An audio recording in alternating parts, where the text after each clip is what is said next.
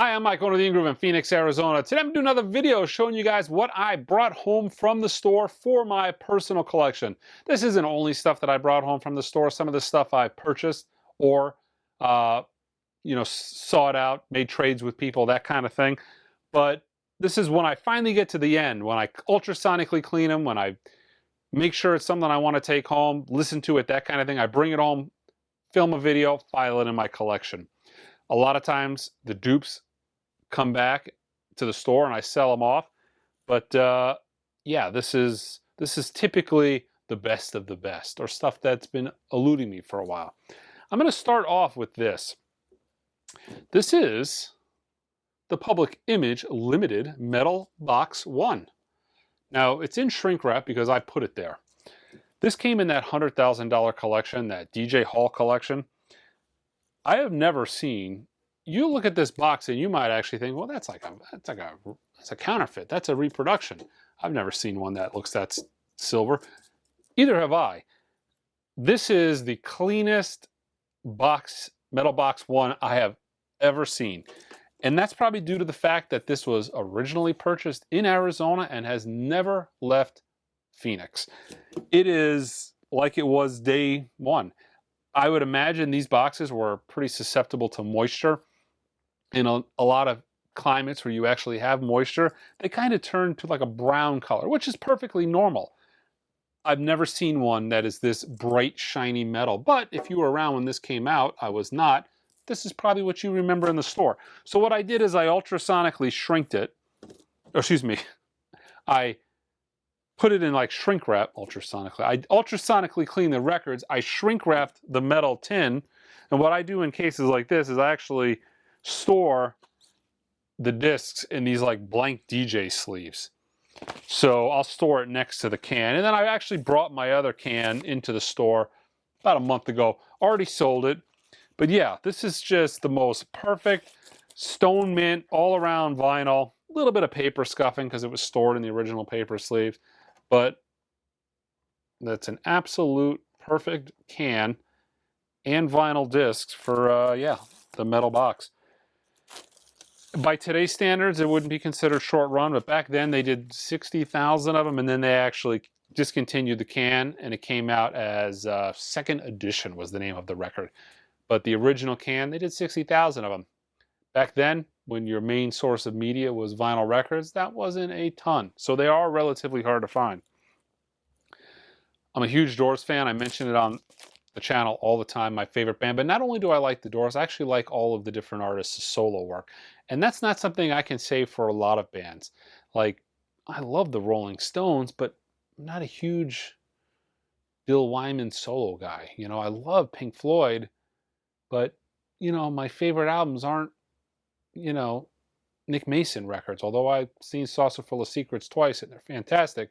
But when it comes to the Doors, like Ray Manzarek, The Golden Scarab, this is a phenomenal album, and I've had it for years. I actually just recently got a white label promo of the record, so I decided to keep a white label promo. Came in that same collection as the metal box. This is a great album. If you haven't had a chance, if you're a Doors fan and you haven't had a chance to listen to it, check it out. It's kind of a kind of has like an Egyptian theme. You can kind of tell by the cover, but that kind of translates into the music. But it's typical. It has a very Doors sound because of Ray. Ray, the greatest thing, the thing that I could say about the Doors the most, unlike a lot of bands, is every one of those guys was so impactful on the sound. Whether it was Ray's Vox Continental sound, Gibson, that unique Ray Manzarek organ playing, whether it was Krieger's unique guitar style, whether it was the jazzy drumming of Densmore, they have a very unique sound, all four of those guys, and that made the Doors what they were. A lot of that gets carried over on their solo work. The Ray Manzarek sound is very alive on the Golden Scarab. Golden Boat, good tune, probably my favorite tune on this. Maybe Golden Boat. Let me look at the flip side. Yeah, I would say Solar Boat, probably my favorite track on this. I would love to hear, there's got to be some tape archive out there. I'm sure Ray at some point in time had to record some of his live concerts from this era. I'd love to hear them. I don't know if there would be a market for it, if it would ever get released. But this is a great album. I recommend giving it a listen to. You can stream it. It's really good. If you're a Doors fan, I can't see you not liking it. But again, that could be wrong because I love Other Voices and Full Circle, and a lot of Doors fans kind of faux pas those, but I think they're great. Ships with Sails, one of the best Doors tracks, and Jim's not even on the record. Also in that same collection, the very first Modern Lovers on Home of the Hits, private label. There's only 2 albums on Home of the Hits. I guess theoretically, neither of them were hits. Although the original Modern Lovers, they went to their second lineup, found mainstream success. This, I would consider this a private pressing, is a relatively difficult record to find.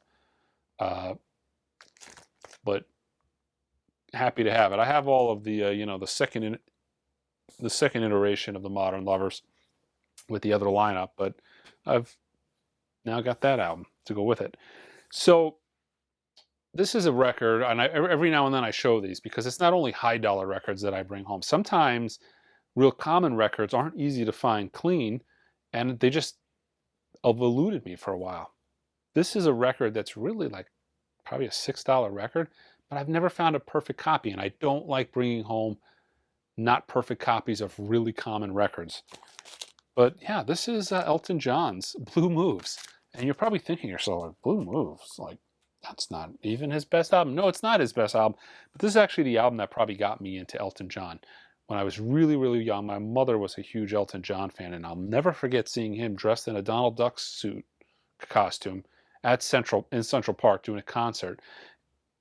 And he's doing Bite Your Lip, Get Up and Dance. And it's one of my absolute favorite Elton John songs.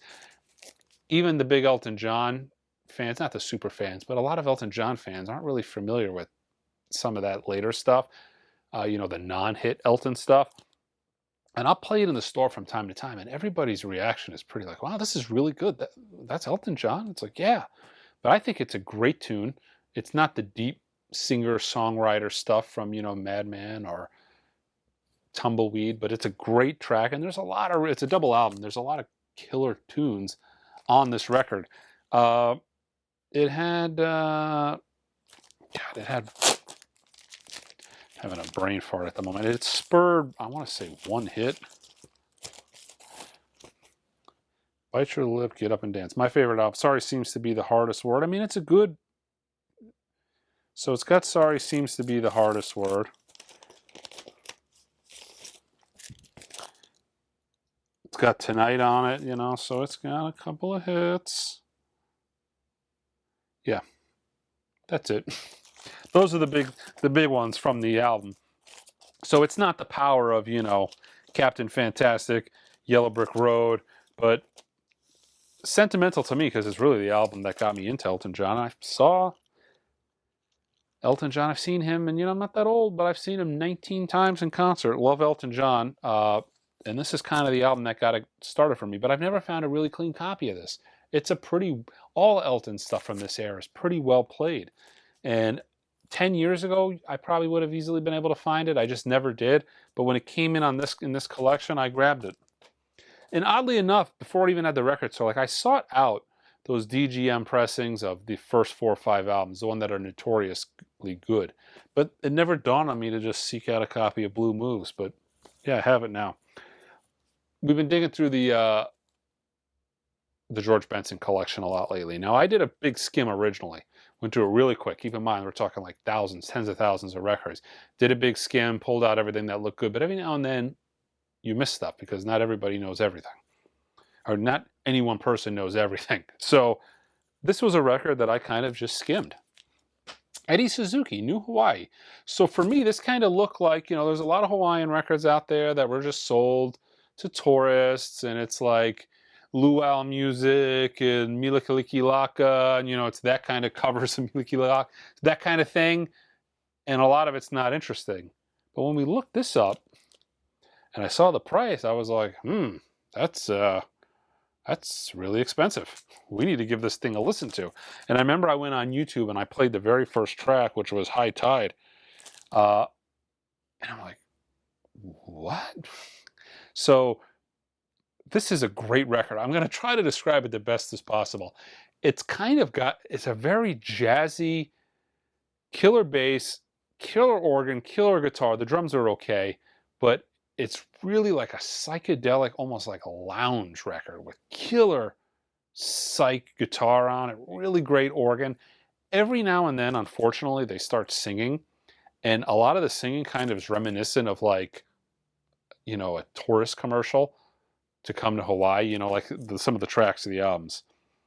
We've got Magic Mile of Waikiki, Seashells, Fly to Waikiki. But then there's tracks like High Tide and City of Refuge, the first and last track of the album. If you're going to listen to this album, like check out City of Refuge. What a kick-ass track. It's so good. I'm really picky when it comes to psych. I like it, but it's not my thing. It's not, there's guys who that's what they listen to, that's all they collect, all they buy. That's their 95% of what they are into. I'm a lot more forgiving when it comes to like jazz stuff that I bring home. Like I have a much wider net than I do with psych. So when I bring home a psych record, that's generally, it's pretty good. And maybe it's because this kind of has some more, this has some more jazzy type influence to it. But yeah, this is actually a still sealed copy. I'm going to open it up. I've just been waiting. I've streamed it a few times. It's actually been reissued. It theoretically is open, but not really, because you could see all the plastic is blown off the top and or off the bottom on both sides. But it's really never been opened. But I'm going to crack it up, open and listen to it. I don't plan on selling it. I just wanted to ruminate with it for a couple of weeks and make sure that it's what I wanted to do. But actually, it was a really good production too. Real thick cover, texture. But listen to that track. Check it out. City of Refuge, Eddie Suzuki. The album is actually, according to Eddie, High Tide, but it's referenced as New Hawaii. But Eddie himself says the name of this record is High Tide. Really good. So I'm going through a box of stuff. And I always think to myself, you know, I like Abba. I don't know if I would have admitted to it, you know, 10 years ago. But now I can admit it publicly that I actually like Abba. Am I a fan? Like, am I listening to like deep album cuts of Abba? No. But their tunes are catchy, man. They're just, I don't care who you are. There's just certain artists that are pop artists that their tunes are just catchy and you listen to them. You know, you don't typically turn them off the radio. Anyways, I was digging out. This was a real high dollar collection I bought as well. And this was a, you know, he had a full run of original pressing Abba titles. And this was a country, where is this? So, you know, what are they? Trying to see where this was manufactured. It's on the Polar label. I'd have to look. But I was going to keep it anyways. And I'm looking at the record like this, you know, it's in a box. I'm like, oh yeah, this is cool. You know, look it up. I'm like, oh yeah. Awesome. And then I'm like, yeah, I'm gonna keep all these Abba records. And then I turned it over. And I'm like, that's something you don't see every day. Like there's a lot of autographs that don't really mean anything, but I don't think Abba signed very many records. Half of Abba's, I don't even think alive anymore. You know, I'm not an Abba expert, but yeah, that's wow. This is really cool. Now I'd much rather it have been like a Led Zeppelin 2, but yeah, check it out. A fully autographed Abba Arrival. How awesome is that? Like a mint unplayed record as well. Not that that mattered. If it wasn't, I could always got it and added it to this cover. And it's not even personalized. It's in it's in 3 different pens. But yeah, Mike's got him an autographed Abba Arrival. Very cool. All right. I've actually been doing some shopping here. I went to a record store in Phoenix here for the first time in years. And I walked in and I saw this on the wall. I'm like, you know, it wasn't cheap. It was like $200. But check it out. This is an original Cannonball Adderley with Milt Jackson. Things are getting better. Actually, $150. Things are getting better in probably distributor shrink. It wasn't factory sealed at the time. Actually, I paid $150, which is top of the mark. But I don't mind paying I don't mind paying the most it's ever sold for when it's like this caliber of a record. Look at that. In the shrink. Original deep groove, super clean vinyl. It's like, absolutely. Sign me up for that. I'll buy that. So I bought this for $150. And then while I was there was some Ahmad Jamal. You know, a lot of Ahmad Jamal's tapes they're gone. From what I heard, they went up in the fire. Don't know that for a fact, but this is what I've heard. And I've heard from reliable sources that these tapes don't exist. So I saw Ahmad Jamal's Alhambra, right? I'm like, oh, you know, and how much was this? I flipped it over and looked on the back. I don't know what I did with the price, but it was like $80. A lot of money, but you know what? It was a white label promo, and it's super clean. And man, this plays, it's not only is it a near mint record, but it plays like a near mint record. It plays fantastic, which is not common for Argo records. So yeah, $80, top of the mark. I don't care. I'll pay it. I'll get more than $80 worth of enjoyment out of it. Okay, so there's a couple jazz dispensary titles coming out. I got them on the website for pre-order right now. The Bernard Purdy and the Idris Muhammad. Unbelievable killer funk jazz titles. They had a couple jazz dispensary titles that were exclusive to their website. So I went ahead and bought them. They only made 2,000 of them. They're probably still in print. You can probably still get them. I think it was like $90 for the 3 of them. But, and I have originals of all these, but Azimuth, Telecommunication. The most expensive, I think, of all of them is Johnny Hammond's Gears. And Pleasure. Originally on Fantasy. Killer records. These are all analog. Cut. Actually, one has. Well, I wonder why. 2 of them have a hype sticker, and the other one does not. I don't really exactly know why that's the case, but that's how they came. But they're all analog, cut from the original master tapes by Kevin Gray, and they're on like a tip-on jacket. I don't know if it's Stoughton or who did the jacket, but it's like a heavy Stoughton tip-on jacket kind of production. But I played them. They just sound absolutely great. If you're a jazz fan, they're like must-owns, especially because a lot of these Millstone and Fantasy records were kind of on crummy, noisy vinyl. So even if you got a real good clean copy, like I got a real nice copy of Gears, it still sounds noisy. And obviously Kevin did a killer job of it. So these I just bought and added it to my collection. Going through some of that Tucson collection that I used to do unboxing videos on, in the back room on it. And I put a new shelf in the back room. Maybe I give a tour back there, but it kind of uncovered some stuff that's been buried under that pile. So I was digging through some boxes, found a ton of Blue Note stuff. For some reason, I only grabbed the 1 copy of Woohoo. Duke Pearson. Full run of Duke Pearson. Every Blue Note title was in there. Most of the stuff in this collection are Liberty pressings, but they're all like unplayed. They got paper scuffing because they literally were stored in their original paper sleeves, and most of them were untouched for 40 years, maybe 50 years in some cases. They were bought, played once, stored, and that's it. They were never touched again. But they all, even though they have a little bit of that sleeve scuffing, they all play like near mint, brand new records. But I just figured I'd grab one and show it to you. Duke Pearson's Wahoo. I have the Music Matters of it, but I might have a mono of it. I don't think I have the stereo. Another Blue Note title, and it's funny because I actually mentioned they redid as a Blue Note classic the original Herbie Hancock, Imperial Isles, that US3 had a huge hit with. And this is the album. This is not an easy album to get. This came out in 1993. Not a ton of records are being sold in 1993. But US3 with Cantaloupe, Flip Fantasia. That was their biggest hit. Their big hit. Maybe their only hit. I say their biggest hit. I don't know if they had anything that even came remotely close to that. But yeah, I got an original copy on Blue Note in the shrink, punched out, and I don't even know where this came from. I was in the back room, and I saw the record, on the cleaner. I'm like, what is that? I don't remember pricing any Blue Note records to be cleaned. I walk over, and I'm like, US3. And he's like, oh. And then I asked Ben, I'm like, where? He's like, oh, that came in a collection. I'm like, all right, I'll take that. So yeah, a schmaltzy record. It is not worth a ton of money, but I love jazz covers of pop songs. I just do, especially good ones. I don't like bad ones, but I like the good ones. This is Count Basie and his orchestra. Basie's in the Bag, and he's just doing a lot of great jazz pop tunes.